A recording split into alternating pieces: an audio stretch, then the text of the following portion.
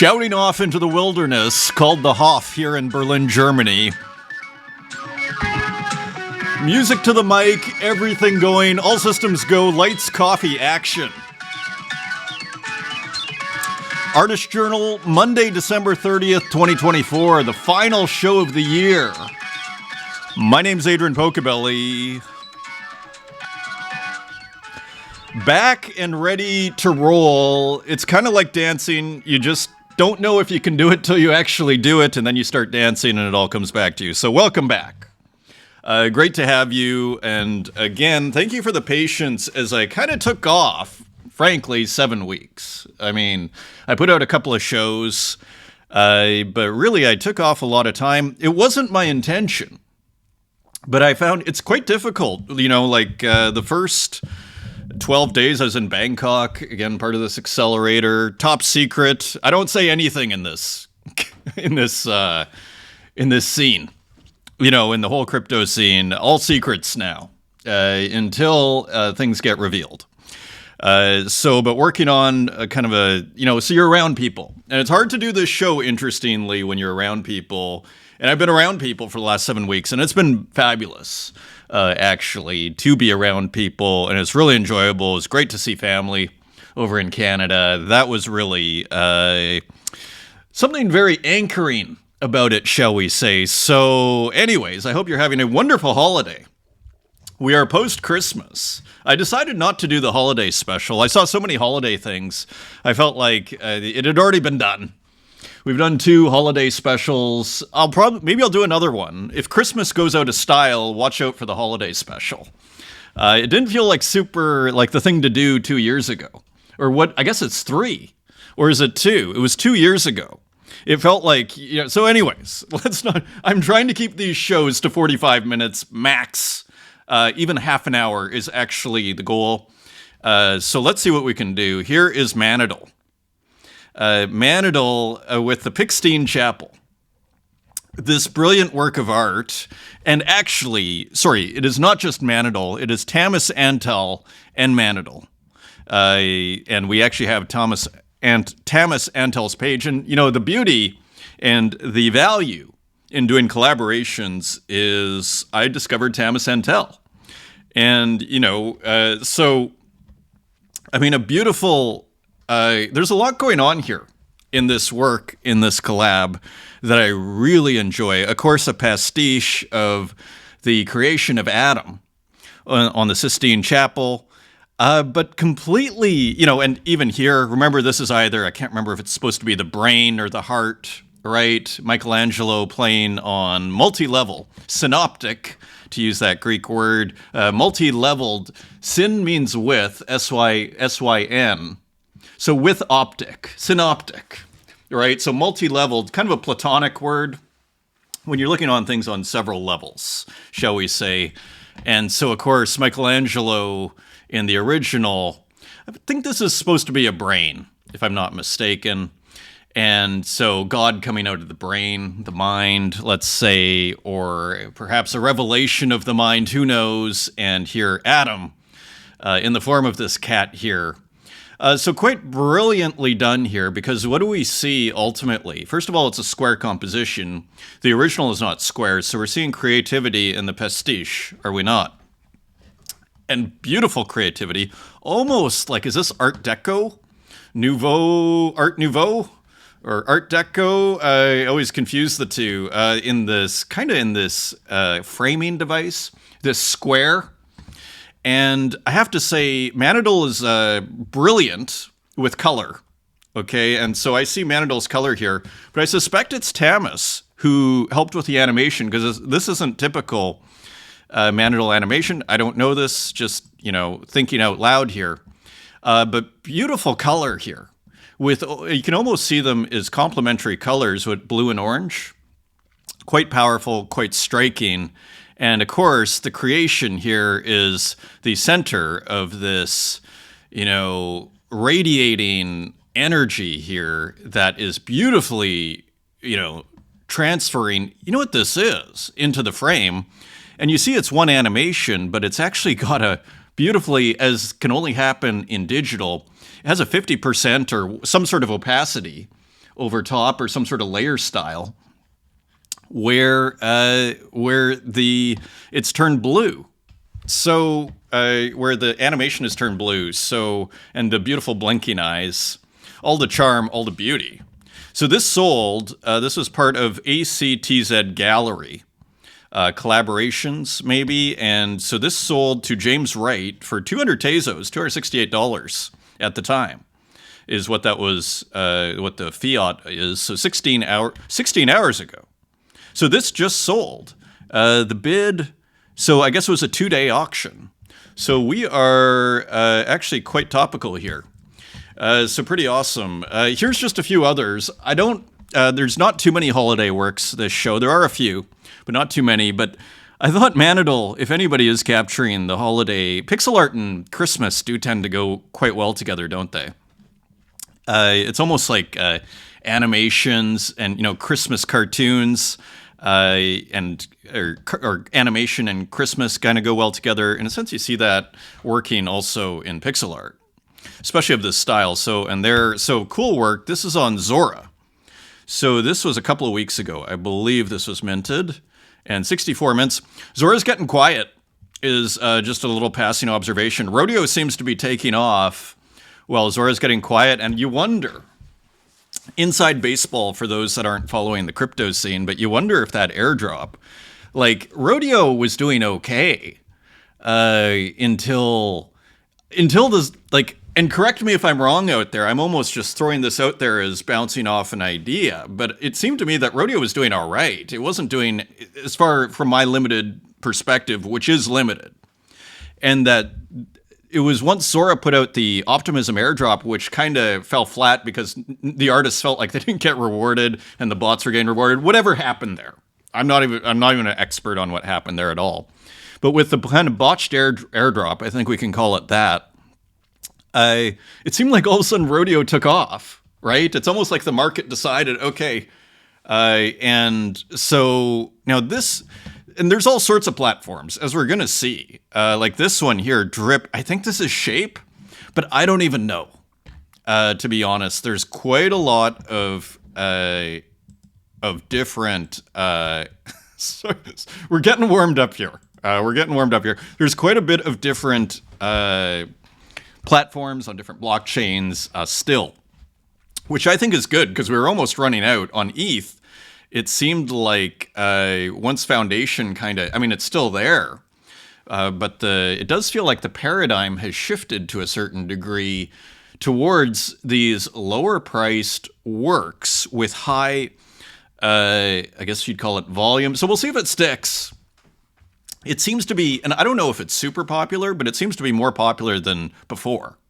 And we're seeing artists like, say, Myth, Ed Marola, and whomever else, and lots of artists, but just people I notice, are starting to put out their genesis or their first work on Rodeo. So it's interesting.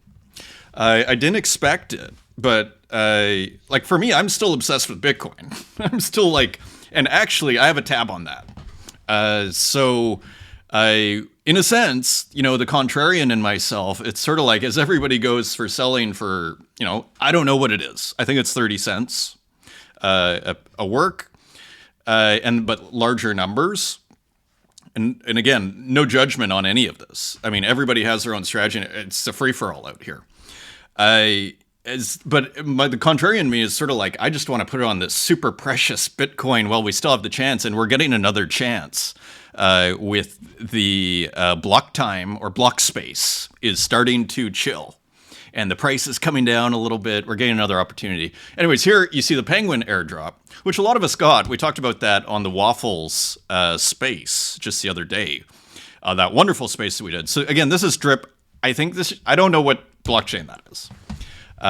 So here's Tamis Antel. So the collaborator with Manel here.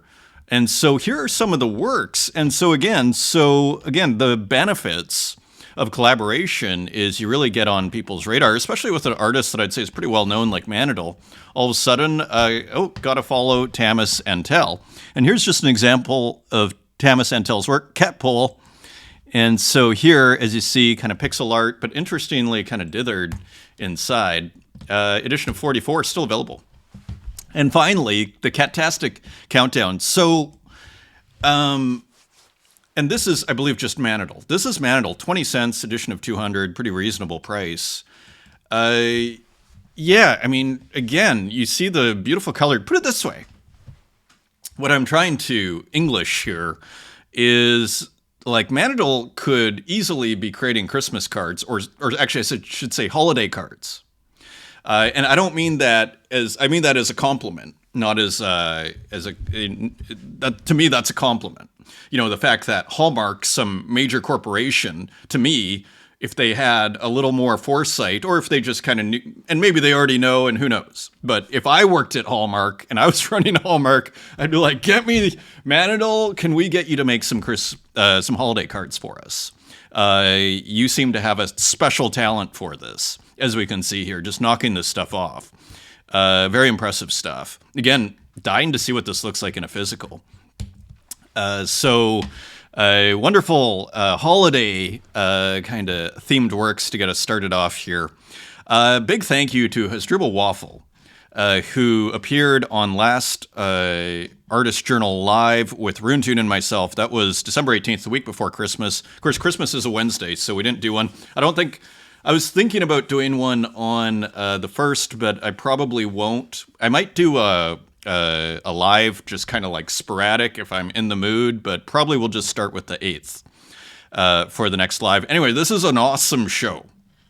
If you like Hasdrubal Waffle's work, or if you've never heard of Hasdrubal Waffle, highly recommend this show. I went for an hour and 40 minutes, and we could have kept going there, I think. So pretty cool. And so thank you, everybody, for the support on last show. Let's look at the comments here. Yaran Yakon. Thanks for the show again and for bringing my piece up. First appearance on your journal. I guess the hand is yours now. Thank you, Yaran Yakon. And you know, I think we have another work by you, Yaran, because I think that was the one of one that I think I picked up, if I'm not mistaken, because it was only, and I think we have another one because I was like, oh, another one of one that's only 5 Tezos.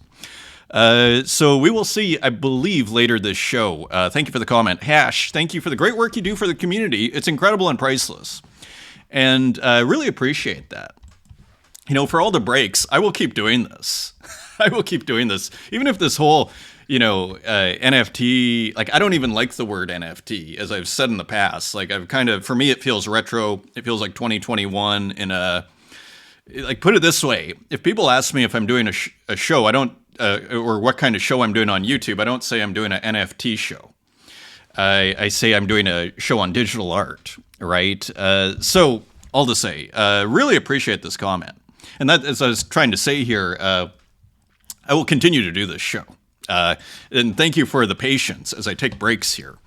Sometimes you just got to do it to refresh. And again, I wanted to reimagine this show.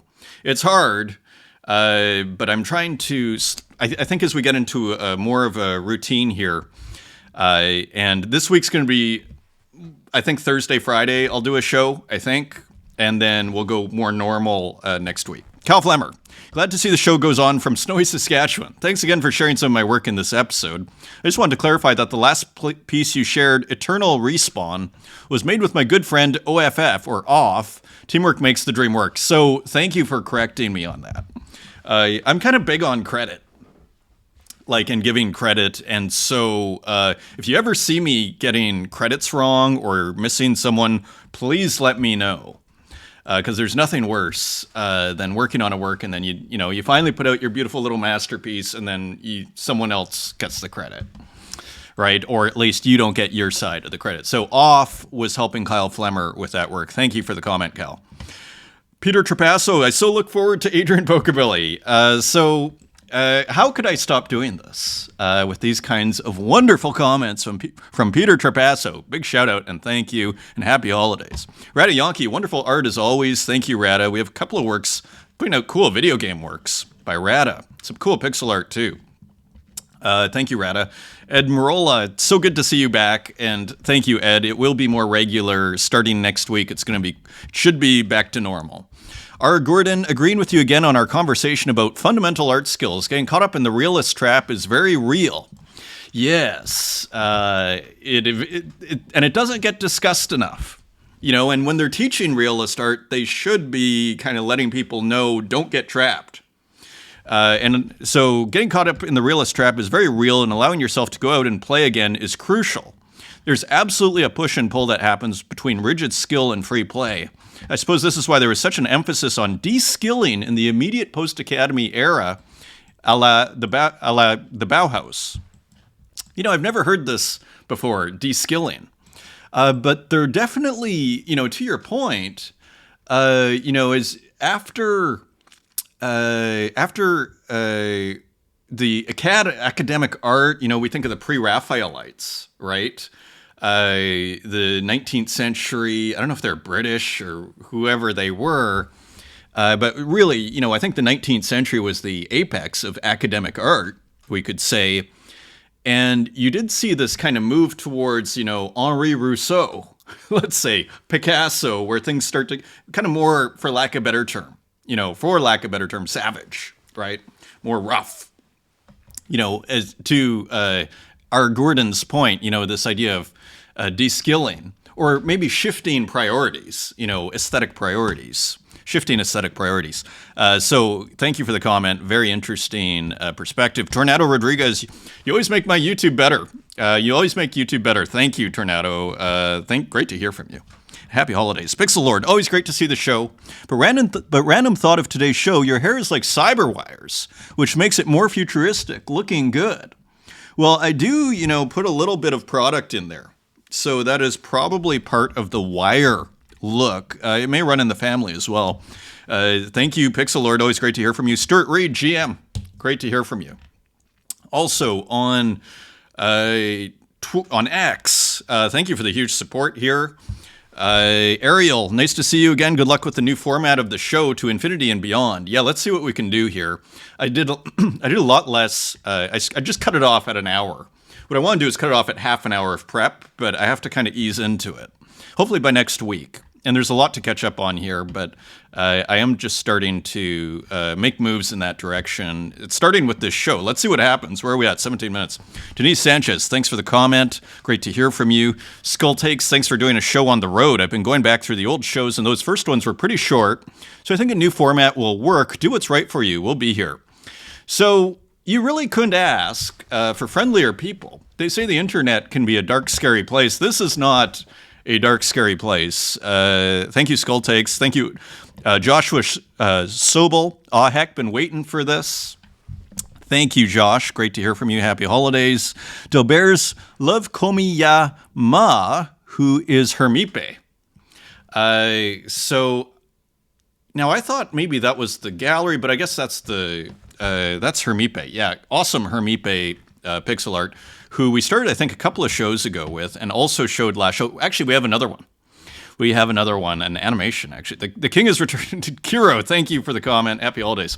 Zani Yagar, thank you for your amazing activity in supporting artists on Web3. You're welcome. Thank you for watching. Pixel Lord, good to see the show, the art anchor of stability in the Web3 madness. Thank you, Pixel Lord. Cider, Pocobelli is back. We have a work by Cider. Great to hear from you. Hope you're having a great holiday, Cider. Braindead, great show as always. Thank you. Thank you, BD. Great to hear from you. Ed Marola, awesome to hear from you. And we have a couple of works by Ed. This show, Prudix, such a relief. I feared we had lost you. No, indeed, you hadn't.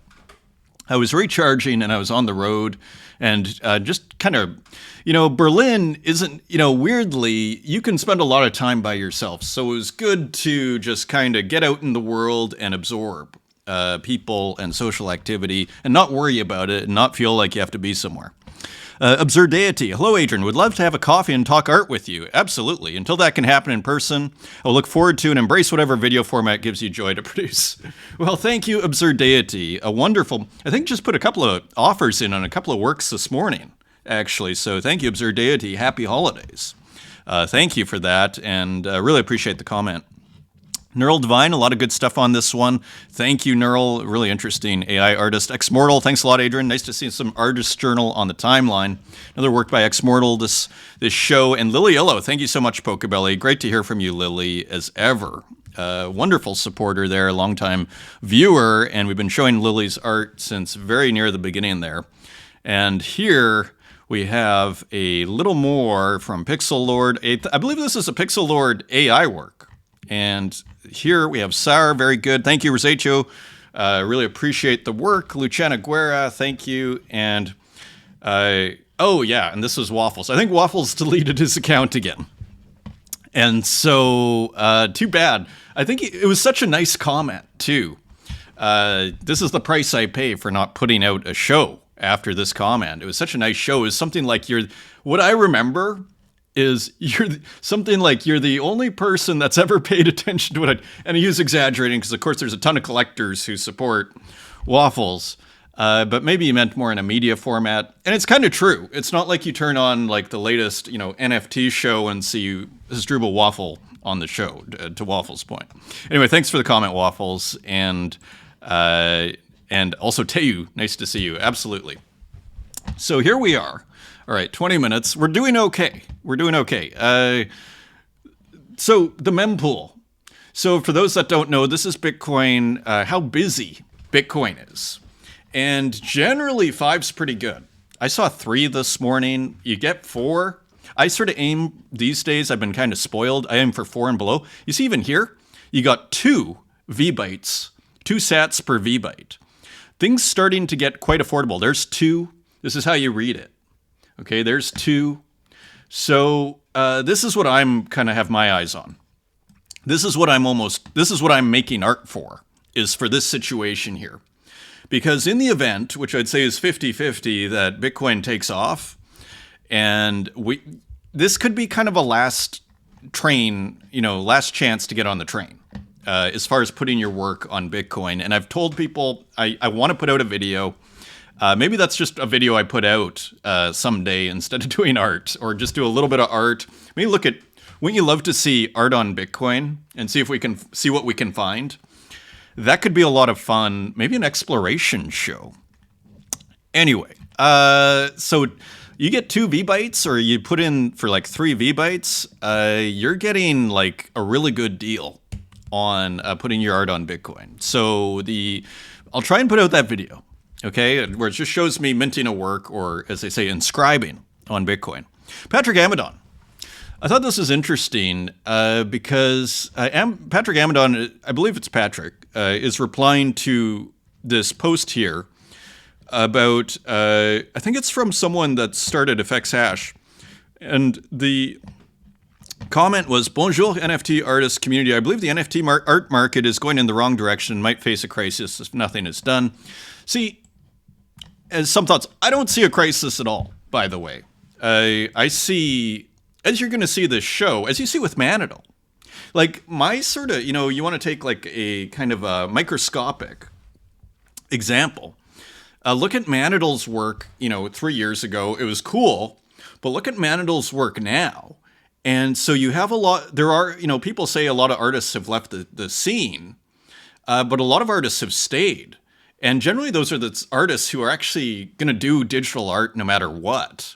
And so they're just happy that they can credibly sell their art and not being left to, leave it on Instagram to get a few likes and see you later and no money or anything. So I don't see the art market going in the wrong direction. I do have concerns with, say, things like Rodeo, but it's like, so I'm not overly concerned. Put it this way, if I couldn't put work on Bitcoin and I was forced to put things on, Rodeo, then I'd have a concern, but that's not the situation. I can choose whatever I want, and frankly, if the crowd is on Rodeo, perhaps, and that's just a perception, I'm happy to go somewhere else, and maybe I'll go to Rodeo once the party ends, That's generally, as I like to say, I show up for the funeral. Anyways, let's see what Amadon has to say. The answer to a difficult market is not to make artist coins. Right, because at the end of this post, and we can't go through it all because it's too long, but that's why we decided to explore this path with FX Hash. So FX Hash, so I think it's one of the founders or someone who's involved with FX Hash. They put out their token. I don't know how it's doing. I think it was already delivered, but I kind of agree with Amadon here. The answer to a difficult market is not to make artist coins. I kind of agree, and we've seen a few people suffer from making artist coins. I've been offered, people have approached me like, oh, you should, I kind of loved it. and I won't say who, but I kind of like, I put out this tweet like maybe a month ago saying you're not taking enough risk. I remember over drinking in the streets of Rome, having a one wine too many, and putting out a tweet storm. And what was it? Yeah, you're not taking enough risk. And then someone messages me and says, that would make a good meme coin. And I was like, oh yeah, risk. We could call it risk. But then I was just like, the downsides are real. So if you're going to put out an art coin, this is a different situation here. This is actually potentially a company. But if you're an artist putting out a coin, I mean, you have to realize you're taking a huge risk, because you're really associating yourself with something that is, that the general public would see as quite shady, frankly. And that can just turn whatever way. And that's not to say it actually is. I think oftentimes it is. Put it this way, oftentimes it is shady, so you don't necessarily want to associate yourself with something that's, not seen in a good light, shall we say, or at least you want to think about that really hard before you do it. I think people can be a little quick to just go, oh yeah, let's start a coin, and not think about, okay, what happens when that coin crashes? Are you ready for that? And it probably will. I'd say there's a 95, 98% chance it will. Anyways, let's continue. So we don't need, and I kind of agree with it. I'm kind of coined out, shall we say. The answer to a difficult market is not to make artist coins. It's to make art and keep pushing your body. You're pushing your narrative and body of work forward. And I totally agree with this. I don't often, I'd say I agree with Amadon on half of what he says. Totally agree with him on this one. Artists need time to demonstrate consistency and vision. A handful of years, this isn't long enough to weigh anything as a success or failure yet. I thought this one was quite accurate. So totally agree. Y Sigma Toad, who I believe is a dev at Object, or CM, is that Chief of Marketing? I'm not sure what that is, or Chief of, not sure. CM, involved with Object. What feature would you like to see on Object? Yuri J, ability to mint, I thought this was super interesting. Ability to mint artworks inside one piece, for example, includes sketches and early versions or variations, kind of like attachments for better context that don't ruin your main page view. This is a brilliant idea, right? And so part of the problem, I would argue, with the digital art scene on the blockchain, or what some call the NFT art scene, is it's generally the people that make, and I think Object is an exception to this, by the way, but oftentimes the people that make the platforms, and I would put Object in a different category, but the people that make the platforms are often tech people who are not necessarily, they're trying to come up with the next big platform that's going to get people excited, that people are going to use, right? And they're not necessarily thinking, the art first. And to me, this is just a classic example of what happens when artists are thinking in terms of how they would develop a site. This is brilliant. This should happen.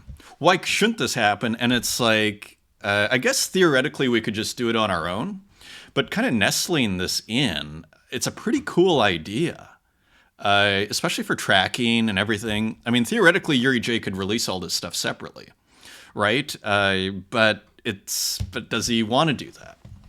Also, Ahek commenting on this post, how about limiting the number of tokens a wallet can take from a primary drop in 24 hours? I actually think this is a good idea too. Because there are some people who will just buy, put it this way, like we've seen where if you put out an edition of 10 and then someone will buy all 10. We have seen that with, say, Francois Gamma's work a couple of times. And that sort of thing. And there are just different reasons why you might want to do that. I would also love to sort my bookmarks by recently listed and low to high, and I totally agree with this. The bookmark function on Object could be improved in that regard too. Like I find and I don't know, I haven't looked for a while because I stopped using it, because when I'd put a bookmark, it wouldn't be at the most recent, I don't think, or maybe recently listed. Maybe I'm wrong on that, but I found it like I couldn't find my bookmark, and that could be me. That could be me. Anyways, let's continue here. How are we doing? Let's keep sprinting here. So Hermipe, out of Tokyo, puts out this pretty cool Christmas work, but shows, I thought quite poetic, easier said than done, but then shows here how it's all done. And here you see it. Let me just actually go to the start. And you see Hermipe at work in this, I believe it's phone software. Notice the ratio of the canvas here. And so here you see making the tree. And I think it's all pretty manual. And you see it's kind of like a two pixel format. But then here, it's like it can still kind of go like where it overlaps, right? It's not like this, but it overlaps. So you still get 1 pixel moves like this. Very interesting, subtle pixel artist here. As you see, in beautiful, I thought quite a great concept here for a Christmas work. And even just doing the Santa Claus kind of so small, there's a lot of decisions here that are made beforehand. Like, you don't need to worry about the face too much. He's facing away. It's kind of like the right size where you don't need to worry about putting the eyes and everything. There's the star. More brilliance from Hermipe, the little star, which is what the work needed. Just very cool. Ripcache. So on-chain work. So we're looking at Bitcoin here. This is, I believe, for Ethereum. Drone Killer is my latest fully on-chain one-of-one collection on Ethereum. Arena shown below is my only one-of-one on ETH for 24. It was minted on December 27th, a day that holds significant weight for me on a personal level. Please join me in congratulating then Chris on his monumental acquisition. I wonder how much this went for. I bet it went for a fortune. So here's the work, and again, you see 2 colors. If I had to guess, like 256, but maybe 300 pixels by 300 pixels.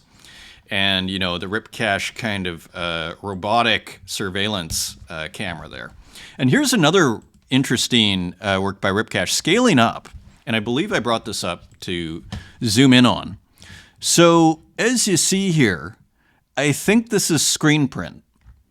And almost looking like, and it's hard to tell if this is one large screen print. I think it is, because they tend to match up here. They tend to match up here in between the images, so it kind of looks like one big, and I think it's a screen print. I'm not positive.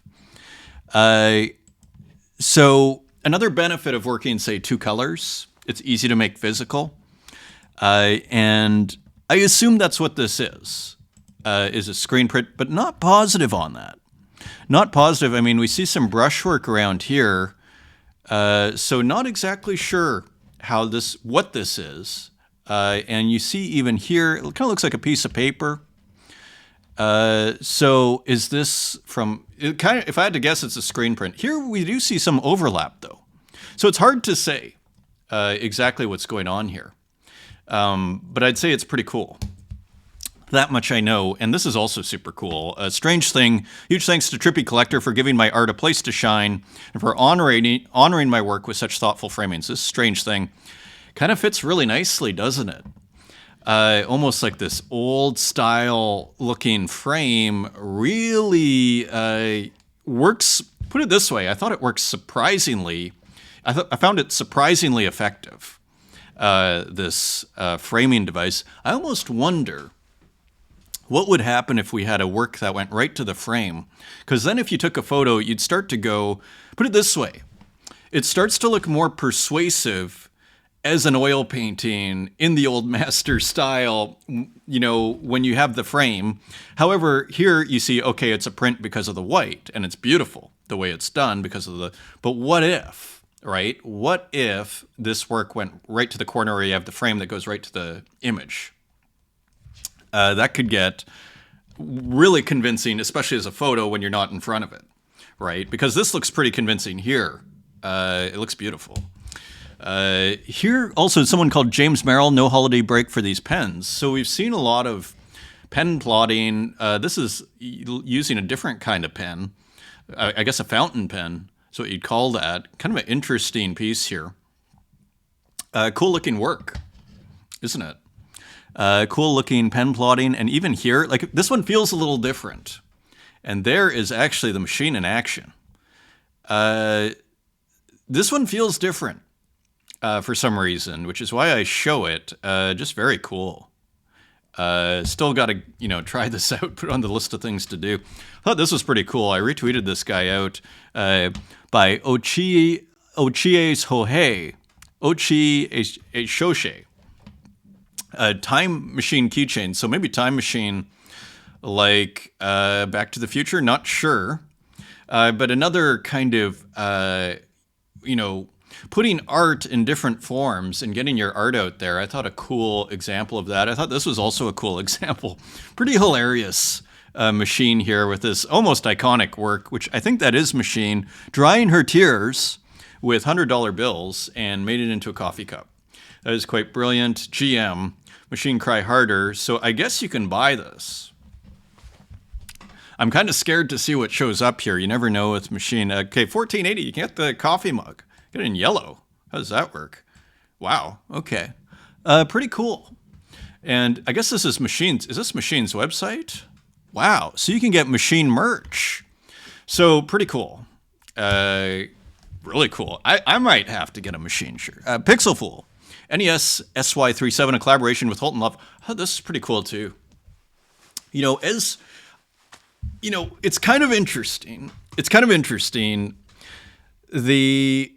There's always been a very parallel, analogous relationship between what I call electronic music, or I've often called this like what is it, visual techno. There's often been a kind of a interesting parallel or an analogous relationship between the way that techno is made, or electronic music is made, and digital art. And they're not exactly similar, but they're still digital. So things like filters, right? There is still a language. And what I kind of love about this, a couple of things. First of all, it's using music like a keyboard as a kind of paintbrush. Here, one could argue. We see also this, what looks like Nintendo joystick here. You see what looks like a cartridge. And so what you also see here is something that I talk about artists making their own tools, right? And I don't know if I ever brought it up. I don't know if I can find it. This is the sort of stuff, I am going to look here. This is the sort of stuff I want to look. Kevin Parker, I think that's his name, Tame Impala Hardware. Who made his own, I don't know if this is going to show up. Tame Impala's Kevin Parker invented a new instrument. Parker co-founded Telepathic Instruments earlier this year with a group of friends, and they just announced their debut product, Orchid. This is the future, I dare say. Artists making their own tools. This one's hardware. You can do it with software. This is exciting. And it almost brings us back to what we saw with Yuri J. Right? Because it's always been like, who's been making the hardware? Oftentimes for music, and oftentimes it is musicians. Let's be fair. But it's not, how many artists out there, we're getting to the point where the barrier to making instruments, whether it's hardware or software, is starting to break down. Where it's getting easier to do this kind of thing. So all of a sudden, and you don't need to be an expert in electronics or software or computer code or whatever. And so again, this is a huge watch this space from my perspective. I've been talking about it for a while. And then I saw it in music. And again, we're seeing all of these analogous relationships here between, and I just find it interesting. I almost think that, we can perhaps look at music instruments, and I think actually this is probably overstating it, as a source of inspiration for how to make visual instruments, for lack of better terms. But I think I'm almost going too far because it all sounds good in words. But what's the reality of that, Adrian? Let's continue. Klaus, look at this studio. Look at this studio. This is outrageous. Outrageously awesome. So all you synth nerds out there, again, but what do we see here? I mean, what does it look like to you? This looks like an electronic music studio if you don't look closely, and you look closely and you go, oh, no, this is a visual music studio, so to speak, right? So it is interesting. I mean, the underlying question here is there a conflation that's going to happen between these kind of digital mediums, between music and visual arts? Like, I mean, again, a fun speculation. I'm not sure how far it can be taken. Sounds good in words, but in reality, there are some similarities, but there are limits. Let's continue. Cedar Plank put this out, this edition of 1, and I sent it to Eiley. Eiley decided to keep this one. I don't blame her. This one's pretty awesome. This work, The Comedian Spontaneously Combusted by Cedar Plank, a.k.a. Hasdrubal Waffle. If you like this work, you can check out that space. I pinned it up in my X profile. And there's a lot I love about this. You see the different instruments, so to speak, that are being used here. You see the stamp, but here you see a different kind of instrument. I don't know if it's just cut and paste from the internet. It almost looks that way of a theater, but hard to say. Here you see a different kind of brush being used for the person, a stand-up comedian on fire, a brick wall that looks like some sort of made with the same software that made these, stamps here. And they look like default stamps, don't they? And then you have this beautiful red drapes, which kind of, for me, evoke Magritte and David Lynch at the same time, Twin Peaks there and Magritte. But maybe just the sort of thing you'd find on a stage there. So here's a stand-up comedian. Hard to leave this one. So beautiful work, gifted to Eiley. Cedar Plank, steps to take in order to avoid respawning into the reality where everything is infinite Sandra Bullock B-roll. So another really cool structured work here. And again, using the stamps again. And a little bit of gradients here. So using different tools, okay? To call it export, I think we could call it export. I mean, sometimes these are just print screen, screenshots that Waffles has taken in some of these programs and then pasting it into another program and getting back to work. But using what looks like multiple softwares here, or using one software with a lot of different kind of tools here. Anyway, pretty interesting work here. And so this one is gone. And another one, this was sent to me wonderfully. Thank you for sending this, Waffles. This is a surfer and an American flag. And here, again, so we see the textures here. And just beautiful. And here's the figure with a different kind of brush. And then here we see a different kind of negative space, a kind of different, gradients. It's quite interesting to see where this is going to go. And again, this leg barely holding together, and it doesn't matter. Here's another one. Help me, Rhonda. I'm almost still trying to figure out what it is that works so well. It's again, this, I always compare them to Basquiat. I brought this up in the, it's just kind of doodling, as I like to say, kind of the doodle style.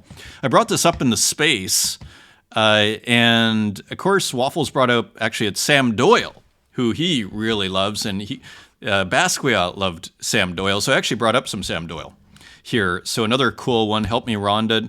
And so here's Sam Doyle, 1906 to 1985.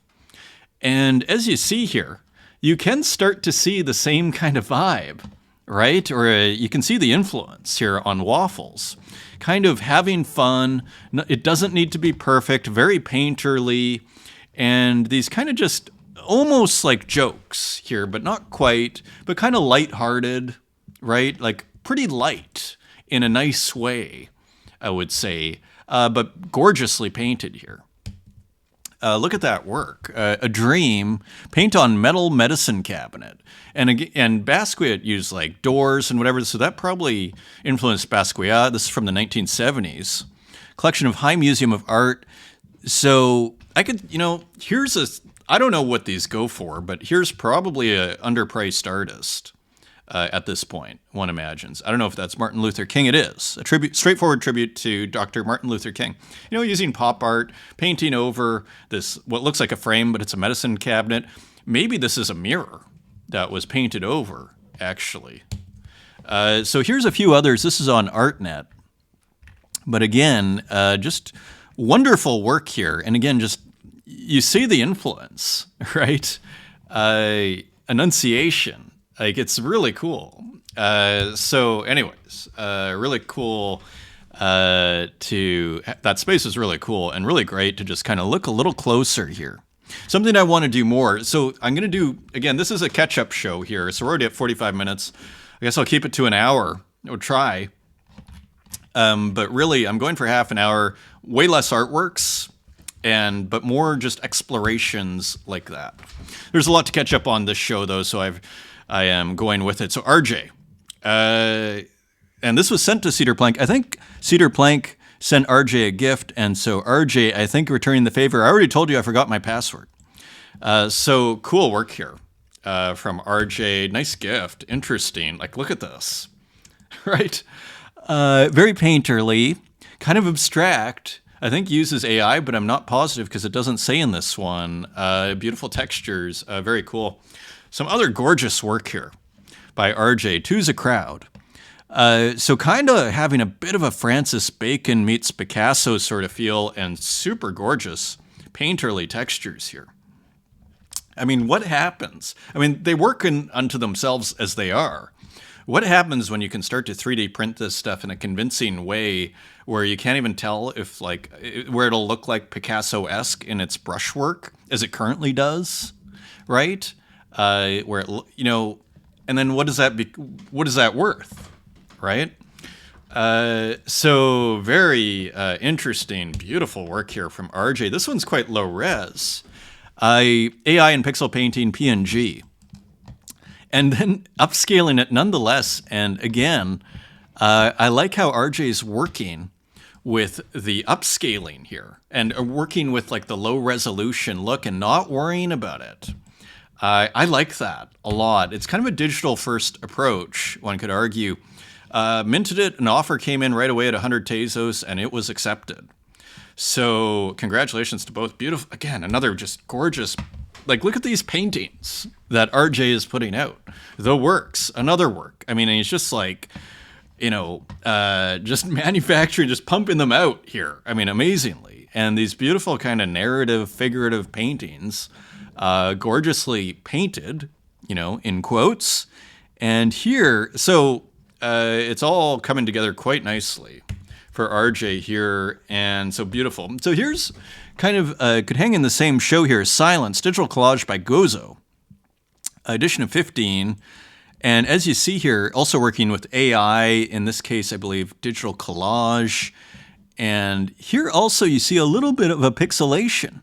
Quite a delightful pixelation, I have to say, with Gozo here. Like, feels like a very controlled pixelation, doesn't it? A measured pixelation, and it goes throughout the entire work. Digital collage by Gozo 2024, 5,300 by 4,000 pixels. Silence, again, kind of a very surreal kind of artist. Nice colors there. I think still available on primary at 18 Tezos, but not many left. 5 left. Here is a Cider with a pretty cool work here too. Let's just open this up quickly. And as we see here, just more, could also hang in this show of just like beautiful digital textures, right? And then nice contrast here with the background that's just solid, classic. It looks like a Cider, doesn't it? Maybe it's that solid background.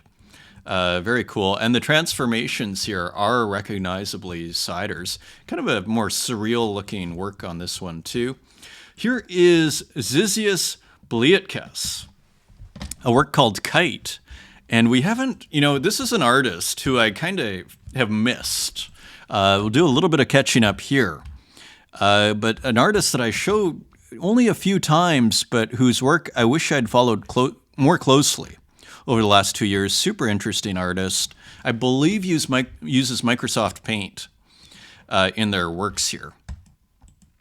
So here's another work. This is from October 26th and reserve of only 0.11. Let's see what it looks like. This is on Foundation. And here, okay, that is the full. I'm not sure if that's the full size. We'll try one more opening up. Another good thing about not doing as many tabs is you don't stress over opening up a larger work here. Let's do Command 0 here. So pretty nice piece. For a 0.11 ETH reserve, which is what, like $350, $400. Pretty reasonable. Huge open. This is another one from November 18th, edition of 15, from Zissis Blietkas. And I believe this is still on primary. So just a very, very interesting artist here. To freshen things up here, 6 left at 11 Tezos. Here is Rinnyfish with a work, Dream Dormant. And this is on Avalanche. So another platform here. Salvor.io. I have not heard of it. And we are getting a little issue here. Let's see what happened to our artwork here. So again, this is on Avalanche, having issues here. That could be my internet, for all we know. So unfortunately, the dream has disappeared. Dream dormant. Here it is. Good. Slowly. So all to say, beautiful work by Rinnyfish in progress. So it's collecting the metadata. So maybe it could be my computer. This is a 1 of 1 that is available on Avalanche. For those people, some people are aficionados of blockchains. If you like Avalanche, check this out, Salvor Art.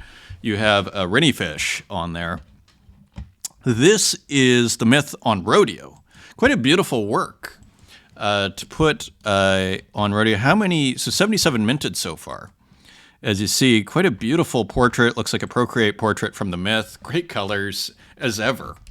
This like oil painter of the digital sphere. It's always got an oil painter kind of look. I thought this is a pretty cool feature. A lot of people have been saying that. If you put out a work on Rodeo, you'll be in the first Rodeo section, which I think is pretty cool. We'll click on that in a second. They do need a maximize button on there. So cool work by Ed Marola. Again, not worrying about the crispness, which is something that people used to worry about. But I think this is a result, like say we saw it with RJ there where there's pixelation. Again, this is the result, I would argue, of a screen-first approach. When you're thinking about the art first, initially on the screen, you're not worrying so much about the low res or, it's slightly, who cares? Or at least it has its own feel and that's okay. And look at these great kind of sampled brushes that are coming across here as well. I love the crayon study, like I guess like a digital crayon. So all to say, I think this is symptomatic. This not worrying. Let me say it in the inverse. If you're gonna print it out, it's a lot harder when things are fuzzy. You can do it, but you kind of actually have to go extra pixelated so that it can get crisp again. Because you start going fuzzy on physical, where you're thinking about the physical, it's not going to work. Or at least I would argue. I mean, people, I'm sure, have pushed it in that direction. You can try it. Maybe you can make it work. But it's a lot harder, thinking traditionally here. So I'd argue this is very much a result of the screen-first way of thinking about art.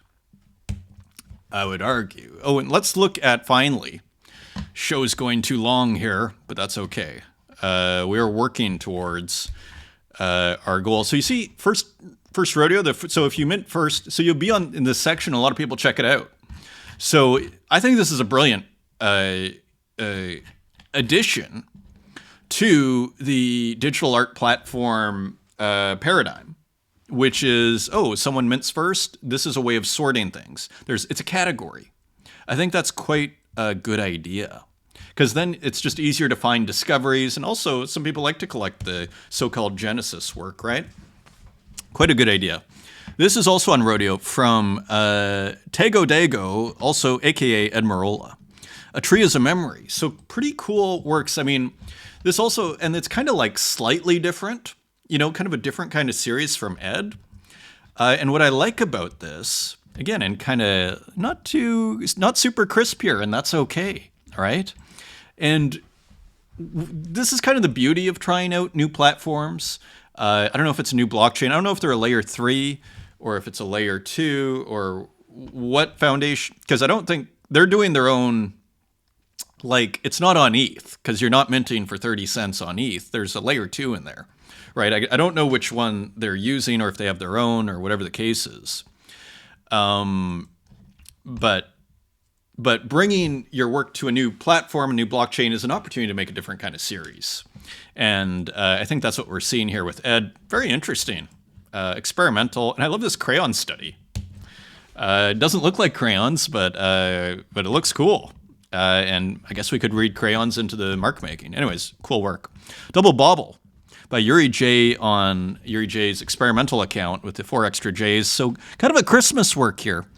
I thought, again, just so wonderfully painterly here, using all. I'm like, where's the mosaic? Where's the signature? There it is. There is Yuri J's signature here, the mosaic filter. And so Yuri doesn't need to sign these works because I see the mosaic filter and I know what it is.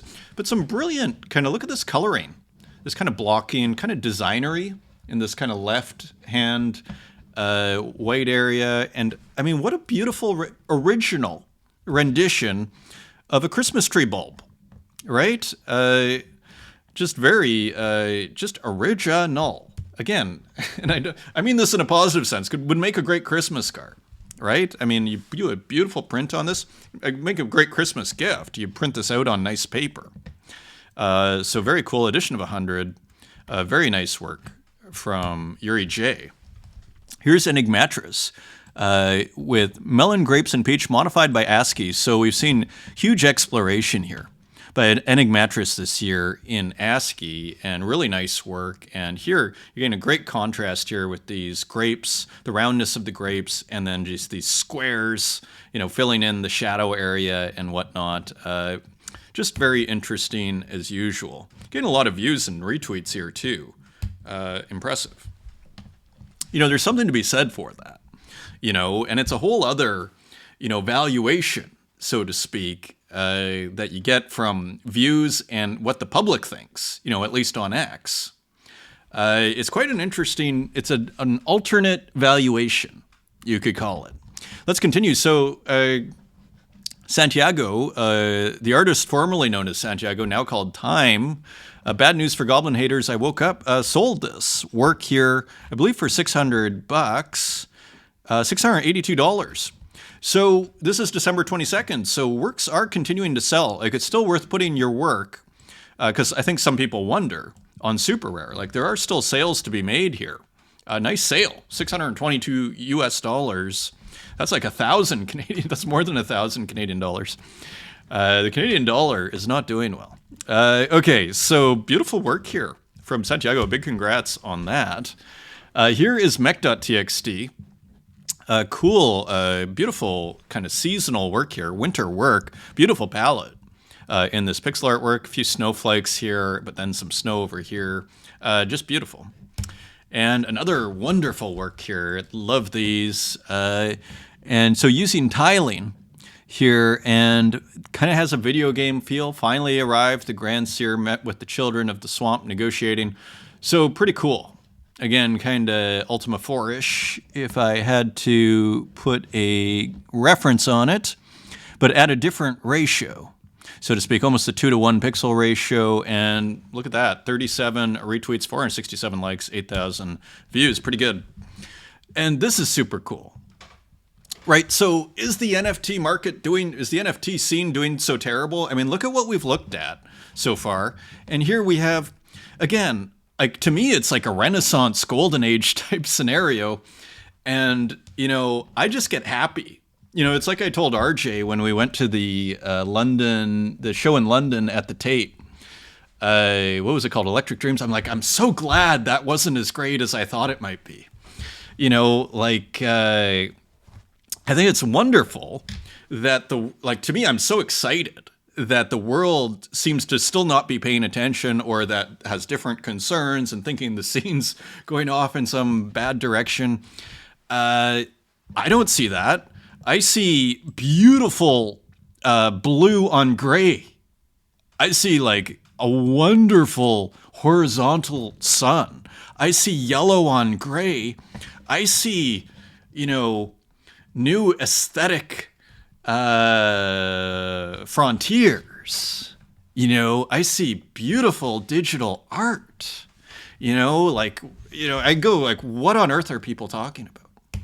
You know, but that is just not to overstate things here, just an opinion. Daybreaker, a beautiful title, a one of one. It is on chain. It is 75 Tezos. Like, maybe I should buy this. Like, I better act on it if I decide to do that. And look at even the gradient from, like, I mean, this is like, where's the physical?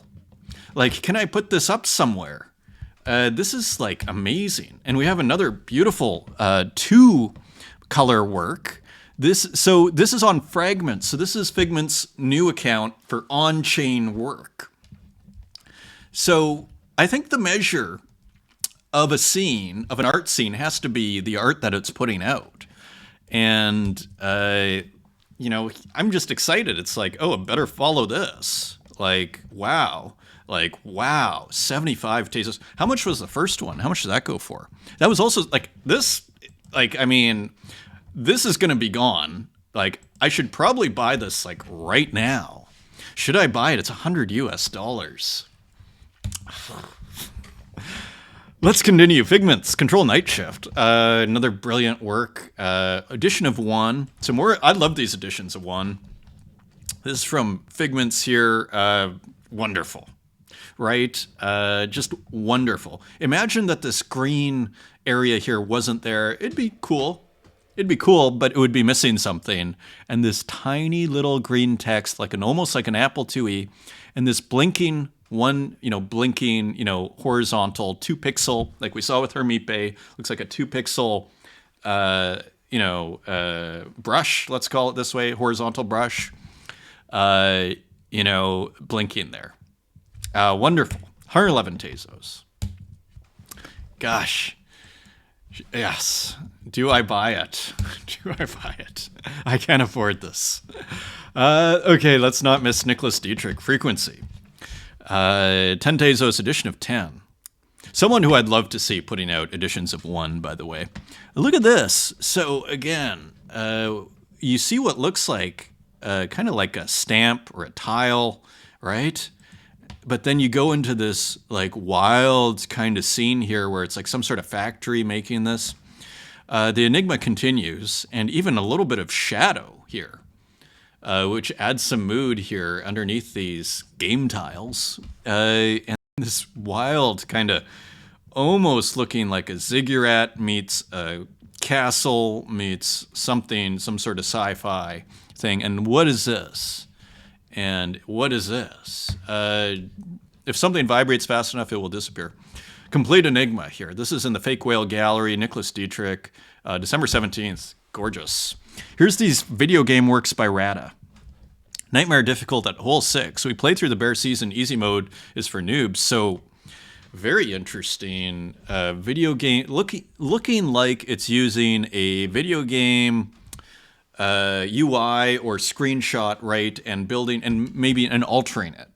You know, you think of Banksy, say, taking, and I'm not a huge Banksy person, but this kind of form of appropriation where you take those old, 18th, 19th century looking paintings, very sepia brown, that you'll find in like Value Village or a secondhand shop that's just kind of printed on the wood, and then Banksy will draw on top of it.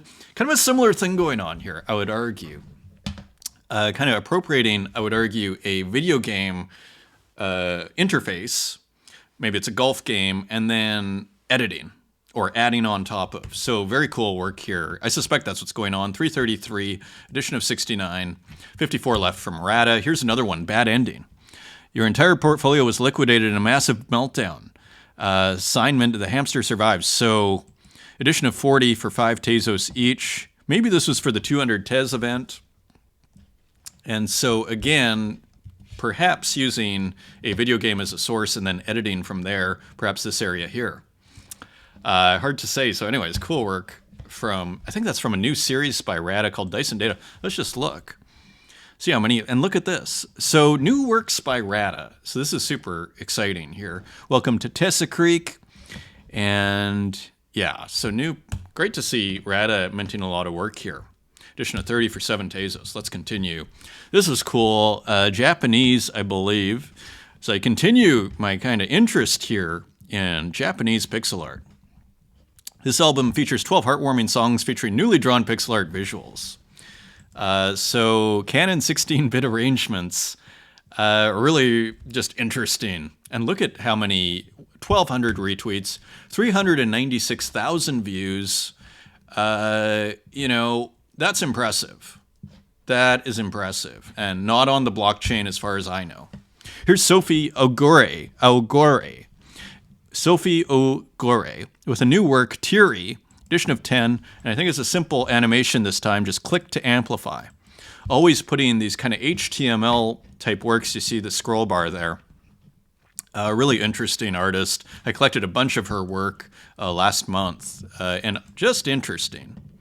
As you see here along the edges, kind of glitchy pixel art. Very cool. Here's Sabato.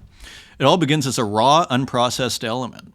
So it kind of looks like the building blocks of these candy cane works that Sabato did, and I thought pretty cool. It's almost like elements of a candy cane, I think, but I'm not sure exactly what Sabato had. And there's the AI, Danny DeVito, like with a Warhol wig on. At least there was someone to watch, I guess, while I was gone.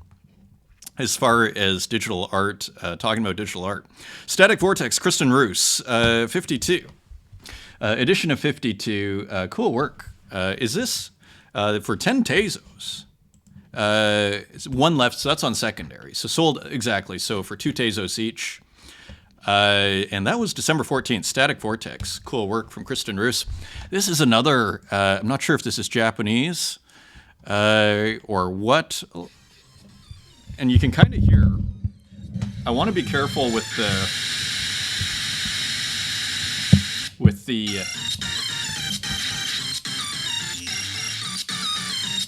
so I'm going to stop it there, just in case of copyright. I think you get 30 seconds, but let's not push it. So pretty rad. I guess I can talk during the music, right? Pretty like impressive work. How'd this do? 70 retweets, 13,500 views. Very interesting. I'm gonna make sure I'm following that person. I don't know if it's a glitch. Maybe I'm already following them. Not sure. Or maybe that was Chinese. Translated from Chinese, actually. It does look a little different, the text here. Very cool. Here's Zozo. Windows. So a couple of works we have by Zozo. Nope.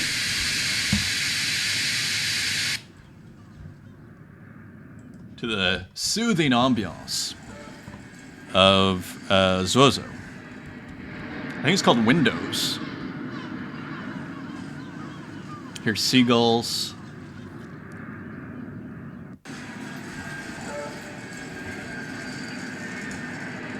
Interesting and mysterious. A Dream Inside a Dream. Edition of 15. 8 Tezos each. Still a few left. Yuri J picking one up. This one's rad too. Parallel Realities. Edition of 15. Look at this. Love the side of the computer there. Love the concept. It's like the window of the computer screen acting as a filter.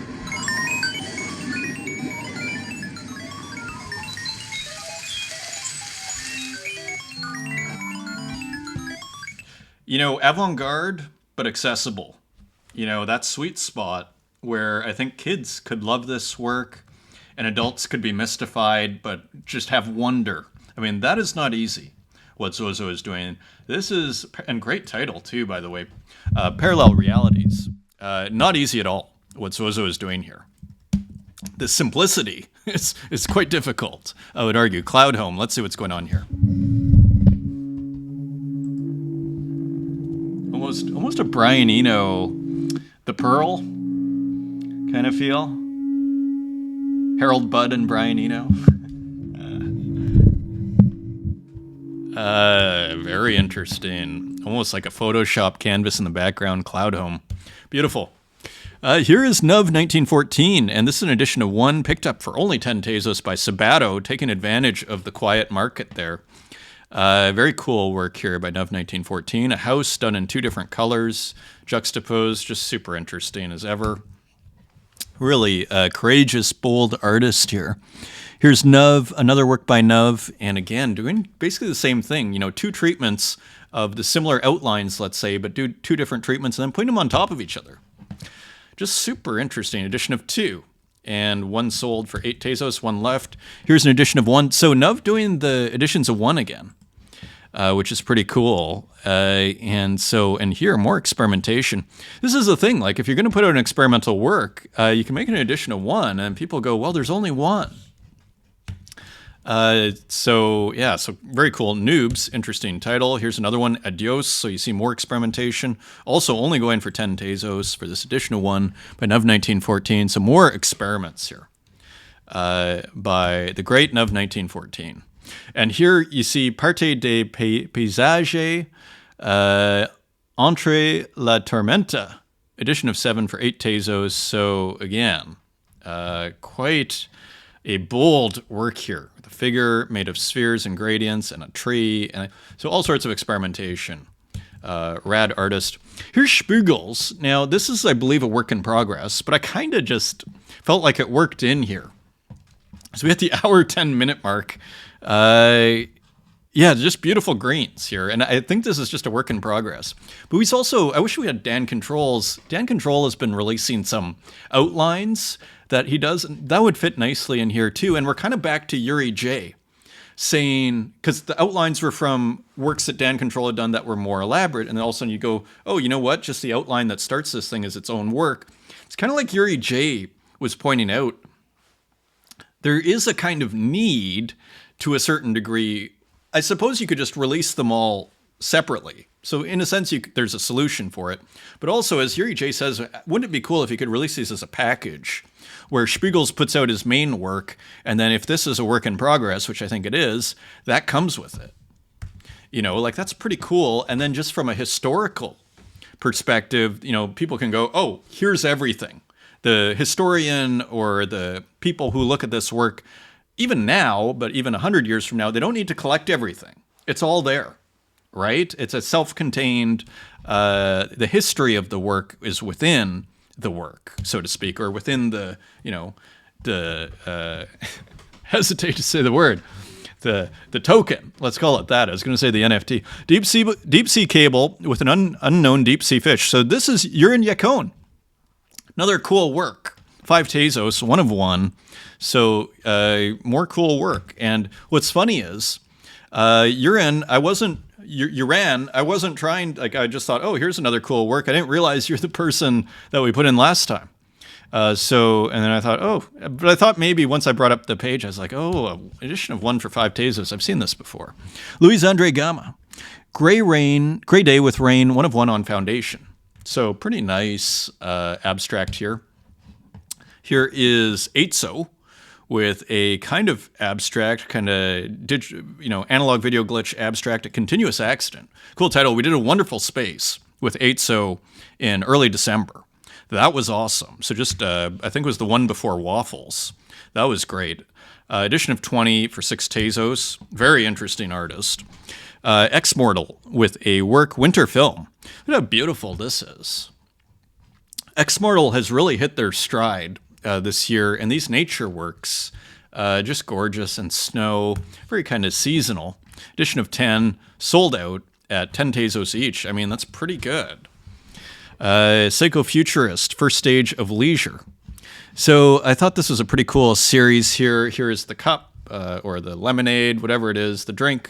I like the Psycho Leisure. I don't know if that's is the series. I love the topic of leisure, kind of very Ballard, especially at the later Ballard, this idea of leisure and all of the, iconography, the narrative surrounding, leisure. And so interesting itemization, so to speak, of the elements of leisure, so to speak. Let's continue. Walk. Butterfly, digital artworks. This one is purely digital.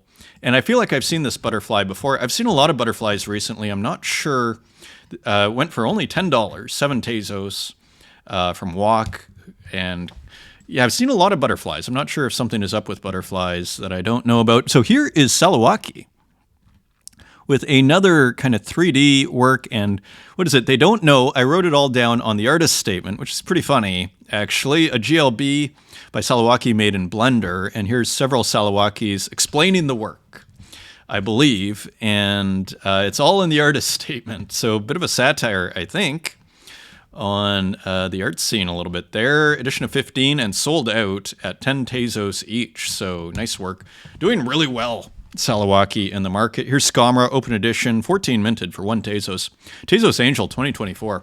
Look at these beautiful distortions here. Again, very much a screen-first approach, and as you see here, this is, I would say, designed to be consumed on a screen. You could print it. You could get some great results there, but look at all this, wonderful kind of fuzzed out pixelation using stable diffusion. So AI artwork, more by Skamra here, professional. And so, yeah, so as I struggle but this show being only an hour and 20 minutes is progress here towards where we're going. And this is with a couple of week and a half of work. So I'm making progress here. Skamra, art like this often plays with form and identity, allowing viewers to project their own interpretation. And if I think, what I think the key is, so more beautiful textures here from Skamra. What I think the key is to making it short is actually doing it a lot, not giving myself enough time. And I think that's the key, is don't give yourself enough time. And then you'll have other solutions to make it short. So the journey continues, my friend. Here's Little Cakes. Charmed, edition of 100, sold out or transferred. So a beautiful Christmas gift, it looks like, 4 days ago. Beautiful work from Little Cakes here. And transferred an AI artwork created with M-Props, Open Studio, and Luma Labs. Very cool. Here is No Hygiene, 2 times GM. One of the more radical artists, as you can see here, getting 12,000 views, 84 retweets. What a journey No Hygiene has been on this year. Because when No Hygiene boldly started putting out their work, earlier this year, it wasn't getting this kind of response. Let's see, 6,700 followers, 18,000 views. This is impressive. And again, the more that No Hygiene puts out and the more kind of consistent the whole thing is, the more credible it starts to look, and the more you start going, this is challenging, but the more convinced you become. It's like Nuv, consistency goes a long way with, pushing aesthetic frontiers. Here's Shirley Preston with a hilarious work, McChaos in a Midwestern town. And here, just a nice, fun AI artwork from Shirley Preston, McDonald's. Never gets old, McDonald's. There's something about McDonald's that's just kind of exciting. Nicely executed here by Shirley Preston, edition of 7 for 5 Tezos each. And here's, I think we already saw this one, Butterfly by Walk. We did. And that is your show, my friends. Thank you for joining me. Until next time, take care.